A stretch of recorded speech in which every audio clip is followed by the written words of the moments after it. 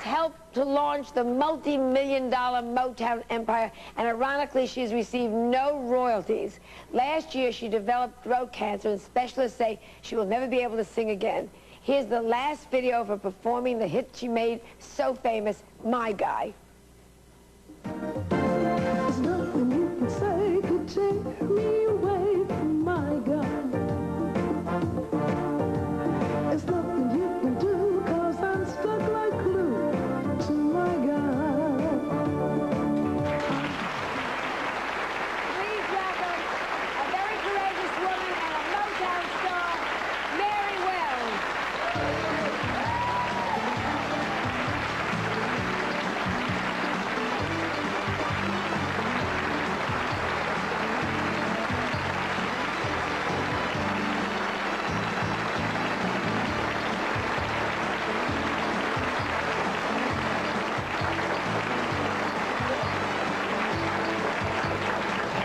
Isn't that nice?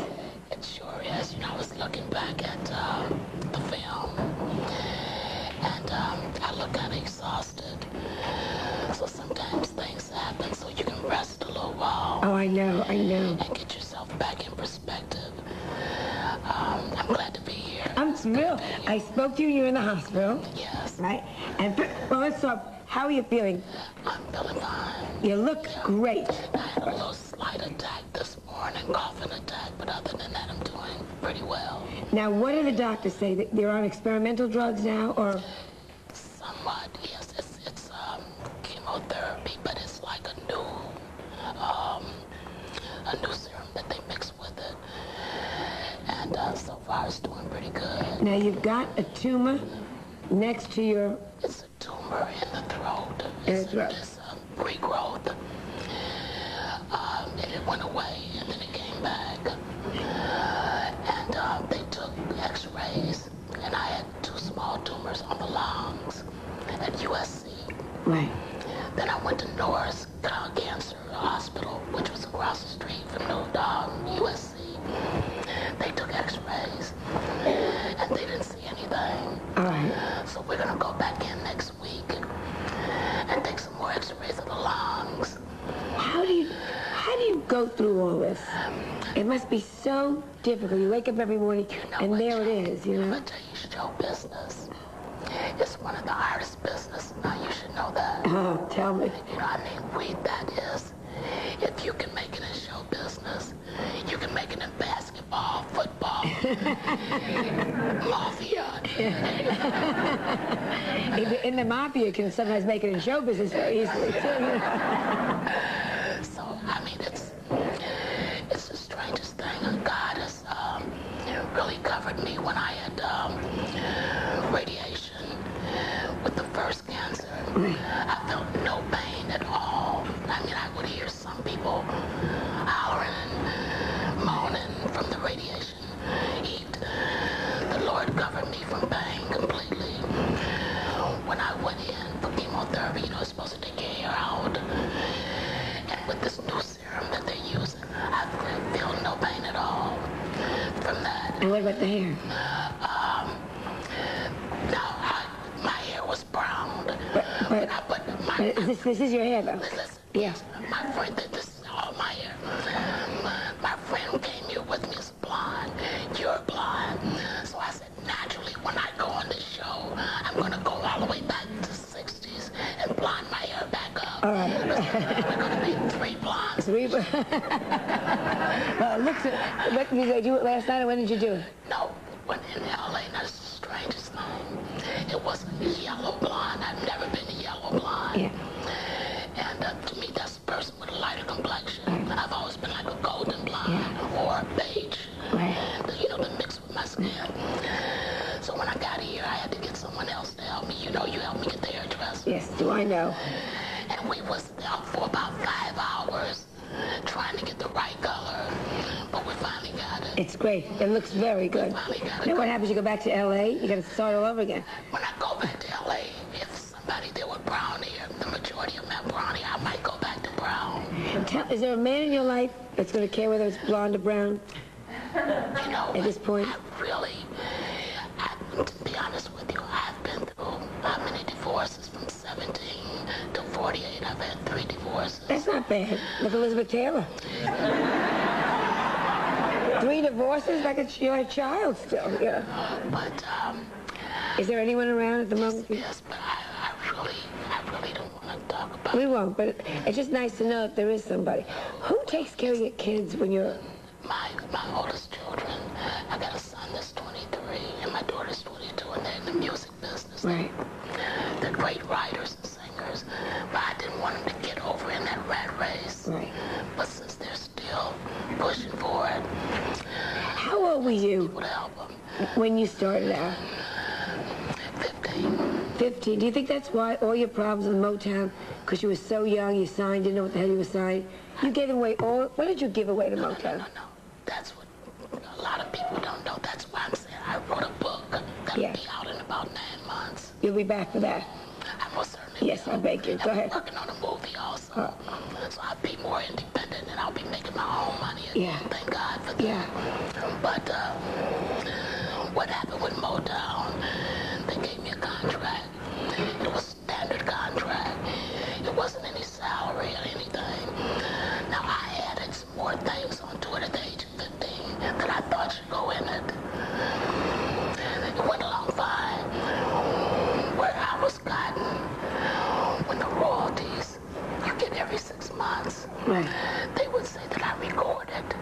Say if I was supposed to get $50,000, they would say I recorded $100,000 worth of tunes, so I owed them $50,000. So you just owe... So there was no way to win. No way to... And you were a kid then. Have you gotten... When you were on the show we spoke to now, and we said that there was a Come to New York, which is great. You know, we're bringing it on the MGM Grand, the whole thing. I'm so glad that you're here, because it's nice to say that and have somebody show up. Who else called?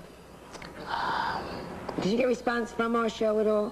You mean, like, explain that again? Like people that said, "Oh, gee, Mary, I didn't know you were ill," and picked up a phone and called you after seeing it on the show. Anybody else? Yes, a lot of people did. Well, we had two rooms at the hotel, because I went to a hotel instead of going back home. I went to the hotel. They could keep everything clean, and I Right. wouldn't have to... Do anything. We have somebody on the phone for you Oh, you that do? wants to talk to you. Speaking of people that were... Little Richard.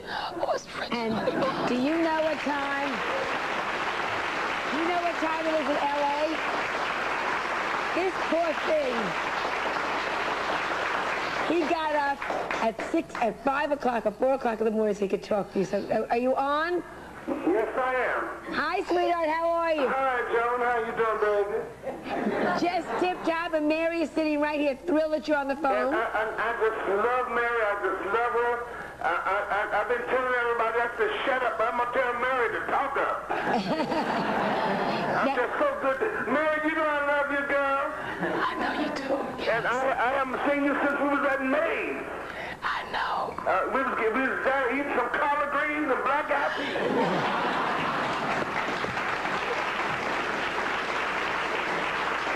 Let me ask you, Richard. Play the rice. Girl, you was tearing that supper. Do you think Motown should pay her the royalties they owe her? Do you think Motown should pay Mary the royalties they owe her?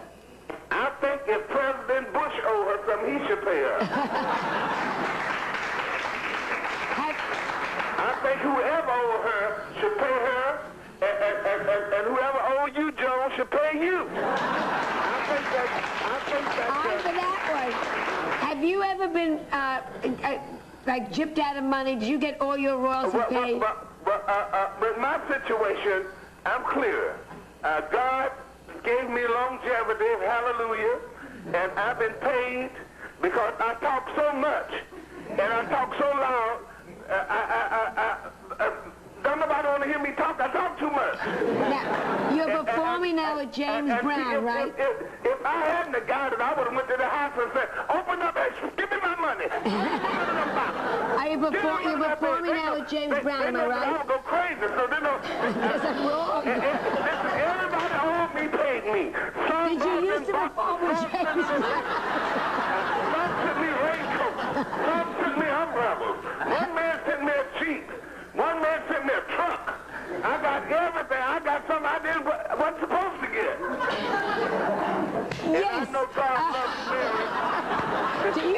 he's talking about? I'm feeling better. All right. I know just that want to God thank loves you for... Mary. Mary Wells is one of the first singers, girl singers, black singers, before Diana Ross and everybody. This girl is a founder. She's a pioneer. She's a legend. She's still a star, always will be a star to me and to the world. And I'm just grateful that God. And we thank you so much. Thank you for getting up. Please come and see us next. You know, the show that we won the Emmy for was the show you were on, so I love you to death for that, Okay, too. and Joan, I'll be back on your show soon. Mary, I love you. And when you come to Los Angeles, call me. I'm going to leave my phone number for you. Okay. And remember that God loves you, baby, and we do too. Thank you, my darling. Okay. Thank you for calling. Bye-bye.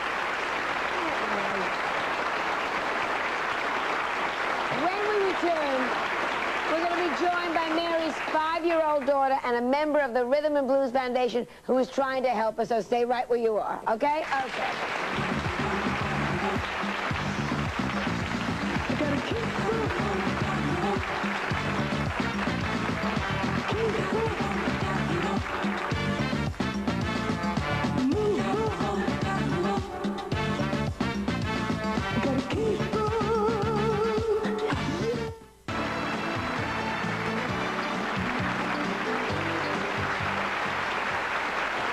We're back.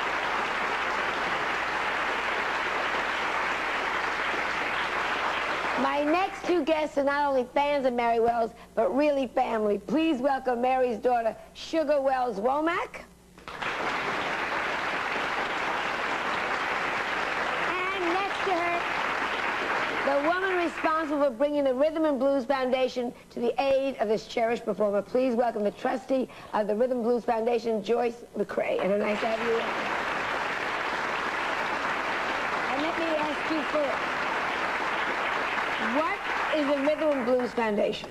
It's an organization that was formed in 1988 to bring equity to this group of artists that really are endangered species, as we feel. Most of the rhythm and blues artists of the 50s and 60s didn't get good contracts. Many of them are not getting royalties. They have no pension funds. They have no annuities. They are really all in a volatile situation financially. Many or most of them, I mean there's exceptions of course, Smokey Robinson, Gladys Knight, Dionne Warwick have been very fortunate, but there are many whose careers didn't endure, who are still very valuable, are working legends or oldies shows for not a lot of money, and it's really tough. But let me just add on to this. Before I got sick, I was working oldies shows. Now oldies, it was a big Huge, yes. They came back. I always made a great living. Good, and I thank you. lived fantastic. Now, it's some artists that might not be living good. There's many that haven't been. But it's a lot of them that are living presentable. They might not be filthy rich, but they're able to hold their own and make a pretty good living. Sure, but the point is that if... But you're the one, you're having the ones that are not making the good I living. wouldn't consider them an endangered species. They would be considered a human being. Except, you know, it's like Rodney Dangerfield says to me, with the old dinosaurs. You know? I think in a way it's a badge of, it's like, you know, we're still around. We came out of the nightclubs and no more. I might be a warrior, but I'm not a dinosaur either. Have you seen my thighs? That's... Now, who is this next to you? This is Sugar Wells Womack. Now, her father named her Sugar. He's, but you can tell that he's an entertainer also. Right. He's got one daughter named Angel, one named Joy, and this is Sugar. This is Sugar. I didn't particularly want her name Sugar, but I didn't argue too much. This is another guy that I'm divorced from now. Now, how old are you, Sugar? 5. And where do you go to school? In Los Angeles? California? New York? No. Where? In Hollywood. In In Hollywood. Hollywood. Are you missing teeth? Let me see. Oh, how much did you get from the tooth fairy? What? The tooth fairy didn't come. Tooth fairy didn't come? What do you do with your teeth? Well, they were gone. mine in Stacy's purse. In Stacy's purse. Well, maybe Stacy knows the tooth fairy and she got a couple of bucks, you know. Have you ever heard of a man named, should I say who it is or should I just? There's a man that did a clip. He got up in the middle of the night last night because he loves you so much. He couldn't get here. We sent a camera crew around at midnight to his home, and I'd like you to now watch a clip that was made for you by Stevie Wonder. Oh, it was. That night, did this last night.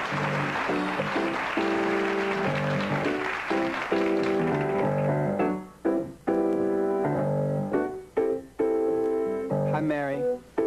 This is another person born on the 13th of May. Maybe not the same year, but same day. I'm very happy to be a part of another tribute in your name, in your honor. You've given so much to not only Motown, but to the world. I'm one of those people who, as a little young boy, had a crush on Mary Wells. And I want to do this song in my way, just a little bit, just a little touch of my love for you, okay?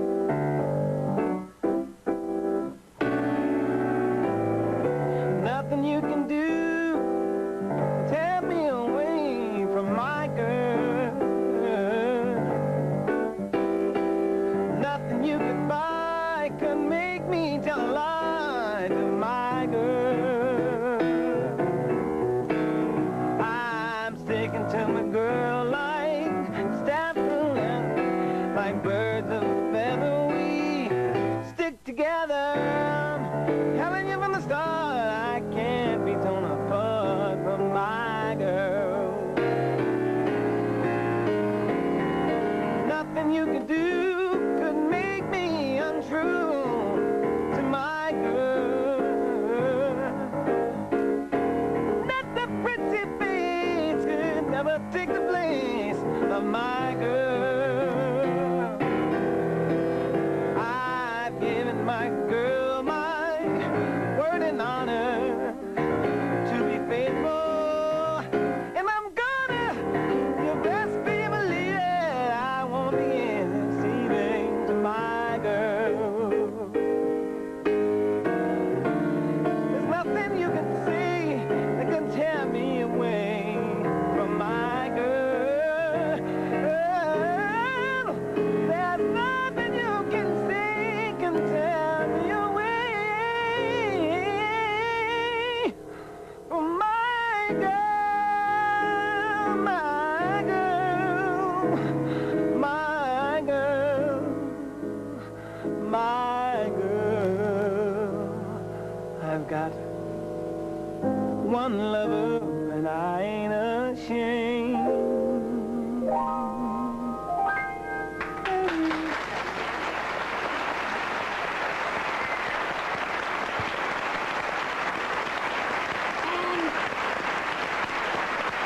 When we come back, we'll be joined by singer-songwriter Lamont Dozier. So stay with us. And thank you so much. Thank you so much.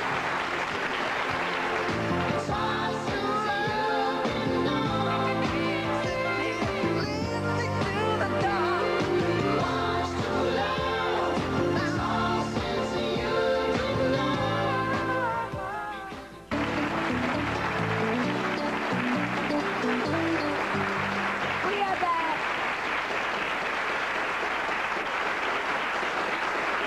My next guest hit songs that span 3 decades and is sure to send a thrill to any fan of popular music with songs such as Stop in the Name of Love, How Sweet It Is, I Hear a Symphony. The list goes on and on. Even I've heard of some of these songs. He has a new hit solo LP called Inside Seduction. Please welcome Lamont Dozier.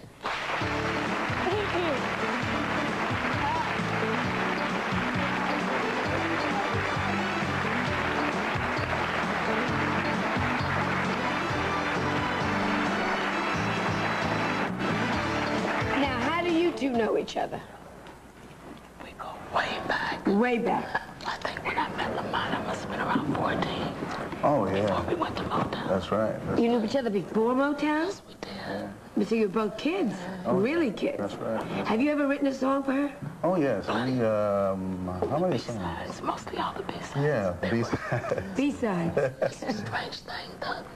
The A-sides would be top 10. The B-sides would be like top 15 and top 20, and they would be Holland, Dozier Holland songs. And that's...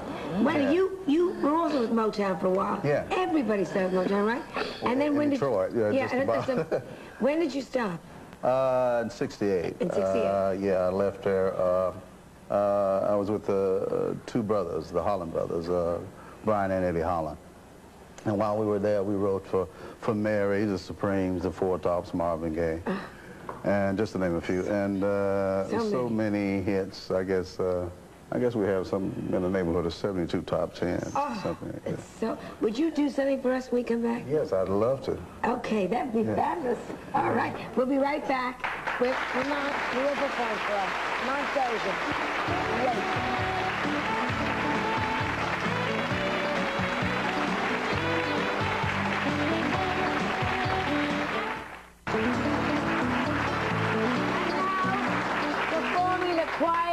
The quiet's too loud is Lamont Dozier. Thank you. Thank you so much. We'll be back in a moment with more, so stay with us. Yes.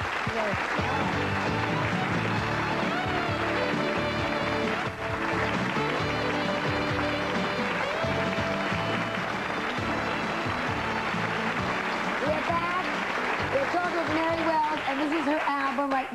The Answer to My Dreams. We're also talking with Lamont Dozier and Sugar and Joyce McCrae. How can everybody, and we're watching the show, how can people help Mary?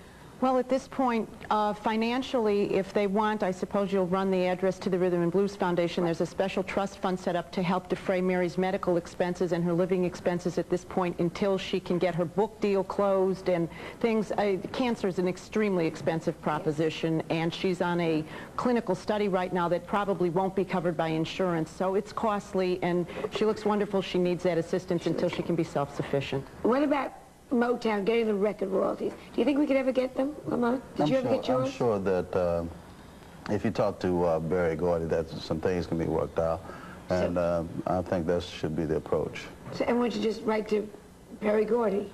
Well, after Mary did the show last time, my understanding from Mary's attorney was that they've suspended speaking with him about negotiating for Mary, so it would... Why is this? With the studio, does that mean when Judy Garland was having a bad time, did MGM just turn their back? Is this typical, or is this just Motown being mean? That's a hard one to say. I think that anybody that's owed royalty should be paid. I think so too. You know, that's the bottom line. And I think that this is a matter that should be dealt with, and people should get in there that know about these things and get some of the true answers. What are you looking forward to now? Well, I'm looking forward to the book. Yes. You don't have a deal yet, so you're shopping around. There's a few agencies that are interested in publishers. I'm also interested in a movie situation. Some people interested in that. It'd be a great movie. I would like to see these things work because most of my life I've been independent. And you want to stay? And I would like to stay that way. Well, I hope this has helped you to be independent. I adore you. We're going to go to commercial. We'll be back again in a second. Okay? Okay with you, Sugar? We'll be right back.